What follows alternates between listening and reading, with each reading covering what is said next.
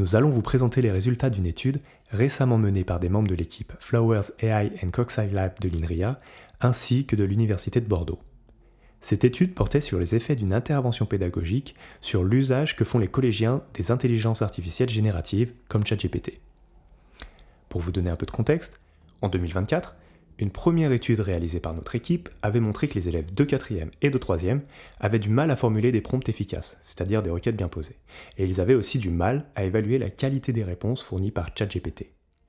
En 2025, on a donc reconduit l'expérience, mais cette fois en ajoutant une courte intervention pédagogique de 2 heures. L'idée était de voir si cette intervention pouvait aider les élèves à mieux utiliser ChatGPT. Concrètement, voilà la tâche qu'on propose aux collégiens. En 2 heures, ils doivent résoudre 6 exercices de sciences en utilisant ChatGPT. Chaque exercice a un petit énoncé de quelques phrases, une image qui apporte du contexte, et une question à laquelle il faut répondre. En plus de ça, on leur donne une suggestion de prompt qu'ils peuvent recopier dans ChatGPT. Seulement voilà, parfois, ce prompt est bien formulé et donc ChatGPT va donner une réponse permettant de résoudre l'exercice. Mais parfois, il manque de contexte. Et là, la réponse de l'IA ne permet pas vraiment de répondre à la question. Par exemple, ici, le test médical mentionné dans le mauvais prompt paraît clair si on regarde l'image. Mais sans le contexte visuel, ChatGPT va donner une réponse qui ne correspond pas à ce test. Au total, dans les 6 exercices, il y a 3 prompts corrects et 3 prompts incorrects. L'élève peut choisir de recopier le prompt proposé tel quel, ou bien de formuler son propre prompt. 2 groupes ont été comparés. Un groupe contrôle, sans intervention, comme dans l'étude de l'an dernier, et un groupe expérimental, qui avait suivi l'intervention pédagogique sur les IA génératives 2 jours avant la tâche. Très succinctement, cet atelier se découpait en 3 parties. D'abord, une introduction pour comprendre comment fonctionnent les IA génératives comme ChatGPT. Ensuite, une partie sur les risques et les biais que ces IA peuvent avoir. Et enfin, une 3e partie, plus pratique, notamment avec un atelier où les élèves devaient s'entraîner à reformuler des prompts.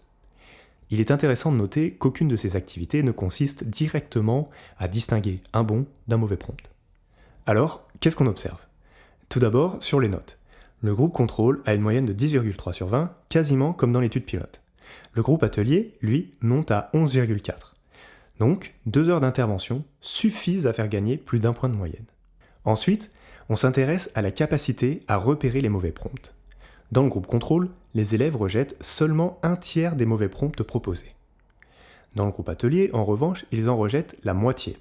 Donc, après l'intervention, les élèves deviennent plus aptes à détecter quand un prompt est mal formulé. Maintenant, regardons comment les élèves formulent leur propre prompt.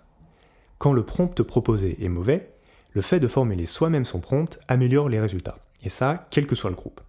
On passe d'une moyenne d'à peu près 6 quand ils acceptent un mauvais prompt, à environ 10 quand ils choisissent de formuler le leur. Mais quand le prompt proposé est bon, on observe une tendance intéressante. Dans le groupe contrôle, formuler son propre prompt fait ici baisser la note, alors que dans le groupe atelier, cela augmente toujours la moyenne. Autrement dit, les élèves qui ont suivi l'intervention semblent mieux capables de formuler de bons prompts par eux-mêmes. Autre comportement intéressant, les relances. Les élèves avaient aussi la possibilité, s'ils trouvaient la réponse de l'IA insatisfaisante, de la relancer, c'est-à-dire de poser une nouvelle question pour améliorer la réponse. C'est particulièrement utile quand le prompt de départ est mauvais, puisque la première réponse de l'IA ne va pas être satisfaisante. Et bien justement, dans cette situation, on observe une différence de comportement entre nos 2 groupes. Les élèves du groupe ayant suivi l'intervention relancent l'IA plus souvent que ceux du groupe contrôle. Donc, non seulement après l'atelier, les élèves savent mieux formuler leur prompt, comme on vient de le voir, mais en plus, ils savent aussi mieux évaluer les réponses de ChatGPT et décider quand il est nécessaire de le relancer. Enfin, avant de résoudre les exercices, les élèves avaient rempli un questionnaire sur leur familiarité avec les IA. Résultat assez surprenant, il n'y a aucune corrélation entre ce score et leur performance. Autrement dit, se sentir à l'aise avec les IA ne garantit pas de meilleurs résultats. En résumé, une courte intervention suffit à améliorer les performances des élèves, à les aider à mieux détecter les mauvais prompts, à mieux formuler leurs propres questions et à relancer l'IA quand c'est nécessaire. Alors bien sûr, l'étude a des limites. La principale étant que l'on a mesuré l'effet seulement 2 jours après l'intervention. Une question importante est de savoir si cet effet tient dans le temps, et si on peut le renforcer en répétant l'atelier ou en variant ses formats. Dans l'ensemble, ces résultats sont encourageants, et ils ouvrent la voie à l'intégration de formations sur l'IA dans les pratiques pédagogiques, pour un usage plus réfléchi et plus bénéfique pour les élèves. Pour finir, Un grand merci à l'équipe pédagogique et aux élèves du Collège L'Estonac pour nous avoir permis de réaliser cette étude, ainsi qu'à Didier Roy pour son aide.